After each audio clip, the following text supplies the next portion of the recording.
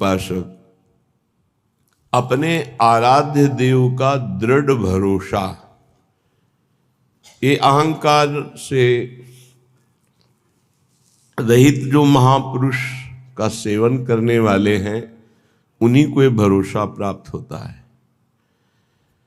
नहीं, अहम जनित जो कर्म करे उसका तो भरोसा होता है, लेकिन प्रियालाल के चरणों का भरोसा नहीं होता। ये रहस्य रघुनाथ कर बेग न जाने कोय, जो जाने रघुपति कृपा तो सपन्यों मोह न होए। यह रहस्य रघुनाथ कर बेग न जाने कोई, जल्दी कोई ये समझ नहीं पाता, जो समझ गया फिर वो जानत तुम्हें तुम्हें हो जाए, फिर किंचन मात्र भेद नहीं रह जाता, वो अभेद स्थिति को प्राप्त हो, वो प्रेम स्वरूप हो जाता है, जानत तुम्हें तुम्हें हो जाए। श्रीपाद प्रबोधानंद जी महाराज कह रहे हैं, ये वृंदावन धाम है, साधो शक्नोषि नो चेत सकलमपि हठात स्वप्न कल्पम विहातुम, तर्हि त्वं ध्याय वृंदावन मनुषं अथोपास्य वृंदावनेशौ, तन्नामान्येव नित्यं जप सतत मथो तत्कथां संसृणुष्व, श्रीमद् वृंदावन स्थानथ परिचर भो भोजनाच्छादनाद्यैः। इसमें साधो संबोधन करते हैं, अर्थात ये जन साधारण से ऊपर उठी हुई बात है। जो सतमार्ग में चल पड़ा है, जिसने निश्चय कर लिया है कि इसी जन्म में मुझे प्रिया प्रीतम की प्राप्ति करनी है, वो साधो ही हो गया। वो चाहे पैंट शर्ट में हो, चाहे वो धोती कुर्ता में हो, साधु का तात्पर्य उसके स्वभाव से है। बाहरी वेश से केवल साधु नहीं माना जाता। वेश के साथ आचरण नहीं है तो वेश तो कालनेमी ने भी रख लिया था। वेश तो बहुत से कत्ल करके भी रख लेते हैं। वेश तो बहुत से चोर और ठग भी रख लेते हैं। वेश रखने में कितने मिनट लगता है? थोड़ी देर के लिए वेश रखा, फिर सांसारिक वेशभूषा में फिर ऐसे विचरण कर रहे। कई ऐसे प्रसंग पाए गए। वेश का खास महत्व आचरण से है। यदि आचरण नहीं तो वेश का कोई खास महत्व नहीं है। साधो सकनोषि नो चेत सकलमपि हठात स्वप्न कल्पम विहातुम। अय साधो, अय उपासक, तू इतना बात समझ ले कि जितना तू इस संसार का वैभव सुख देख रहा है, एक स्वप्न है, स्वाप्निक है, काल्पनिक है, सत्य नहीं है। हे साधो सकनोषि नो चेत सकलमपि हठात स्वप्न कल्पम विहातुम। यदि तुम मेरी बात मान सको और ऐसा कर सको, क्या ये जितनी भी भोग सामग्री, जितने भी भोग प्रक्रियाएं, जितना भी वैभव, ये एक स्वाप्निक है। श्रीपाद जो कह रहे हैं वो भगवान शंकर पहले ही बोले, उमा कहूं मैं अनुभव अपना, सत हरि भजन जगत सब सपना। बड़े बड़े महापुरुषों ने कहा, ब्रह्म स्तंभ पर्यंतम सर्वम मायामयम जगत सत्यम सत्यम पुनः सत्यम हरेर नामैव केवलम। भगवान नाम केवल सत्य और सब झूठा है। ये जो आज दिखाई दे रहा है कल नहीं रहेगा, जो कल नहीं था वहां आज कुछ और दिखाई दे रहा है। बड़ा विचित्र माया का खेल है, ये काल्पनिक है, स्वाप्निक है। तरही तुम ध्याय, तुम ध्यान करो। किसका?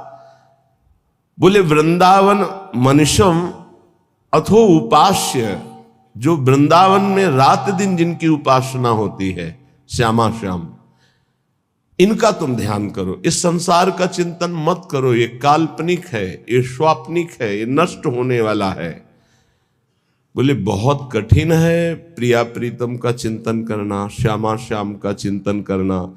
तो बोले वृंदावनेशौ, वृंदावन आ जाओ, यहां आध्यात्मिक पावर तुम्हारे हृदय में जागृत होगा। बहुत बड़ी सामर्थ्य है धाम की। तुम्हें सत्संग मिलेगा, जब भगवान विशेष कृपालु होते हैं तब सत्संग में भेजते हैं। कोई कोई कृपा की अवहेलना करके सत्संग से लाभ नहीं ले पाते हैं। कोई बिरले होते हैं जो सत्संग रूपी अमृत का पान करते हैं। क्या सत्संग रूपी अमृत से मिलता है? बोले तन नामान्येव नित्यम जप, अन्य नहीं, तन नाम।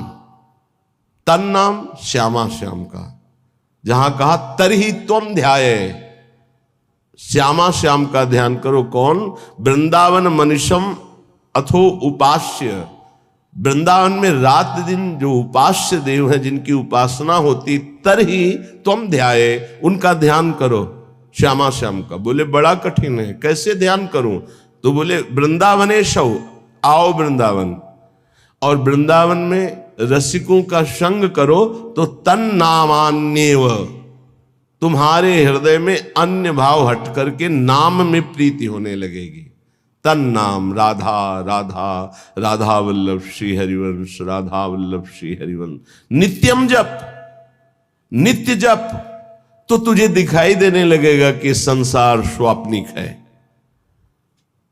सतत मथो तत्कथाम संसृणुस्व, तू निरंतर सत्संग सुन, भगवत चर्चा सुन, इसका बहुत बड़ा प्रभाव पड़ता है।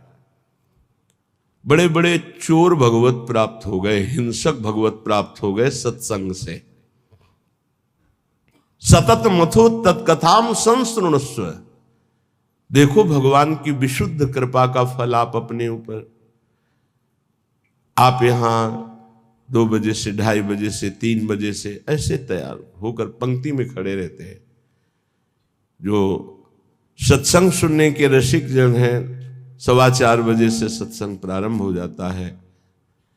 आप लोग यहां आकर के केवल वो वार्ता ही तो सुनते हैं ना, लौकिक वस्तु तो कोई नहीं मिलती कि बाद में प्रसाद मिलेगा।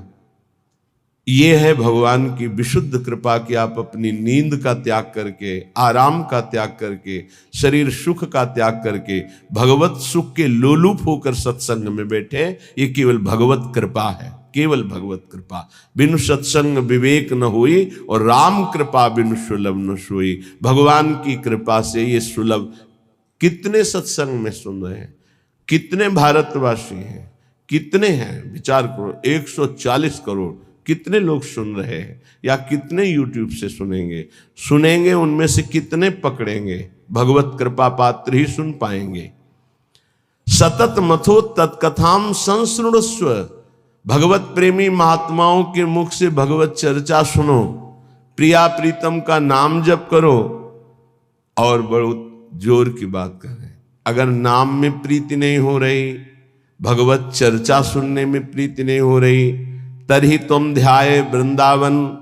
रात दिन जिनकी उपासना कर रहे हैं रसिक जन, उन प्रिया प्रीतम का ध्यान नहीं हो रहा, तो फिर कह रहे श्रीमद वृंदावन स्थानत परिचर भो भोजनाच्छादनाद्यैः वस्तु कोटि गुणम श्रुतम सकृतम वासोन्नवासादिभिर। तुम्हें एक उपाय बता रहे हैं जिससे तुम्हें जल्दी लाभ मिल जाएगा, कि जो वृंदावन वास कर रहे हैं भगवत प्रेमी जन, आप उनकी सहायता कर दो, परिचर्या कर दो। भोजनाच्छादन दी, उनके जल की व्यवस्था, भोजन की व्यवस्था, वस्त्र की व्यवस्था, वास की व्यवस्था। वस्तु कोटि गुणम श्रुतम सुकृतम वासोन्नवासादि भी। वस्त्र है, अन्न है, जल है, व्यवस्था उनके रहने की। तो बोले जो ऐसा करता है तो अन्य जगह से करोड़ गुना बढ़कर उसको यहां लाभ मिलता है। वस्तु कोटि गुणम श्रुतम सुकृतम, सुकृतम माने मतलब पुण्य। जैसे आप गांव में अपने 50 को भोजन पवावें और फिर संगम प्रयागराज तीर्थ में जाके भोजन, तो बहुत बड़ा अंतर हो गया। फिर काशीपुरी में, द्वारिकापुरी में, अयोध्यापुरी में, मथुरापुरी में, कांचीपुरी में, अवंतिकापुरी में, इनमें पवाएं तो उससे भी बहुत बड़ा अंतर पड़ा, बड़ा लाभ मिलेगा। लेकिन श्रीधाम वृंदावन में यदि वास करने वाले जन हैं, उनको भोजन है, वस्त्र है, उनके वास की व्यवस्था है, तो वस्तु कोटि गुणम श्रुतम सुकृतम वासोन्नवासादिवीर,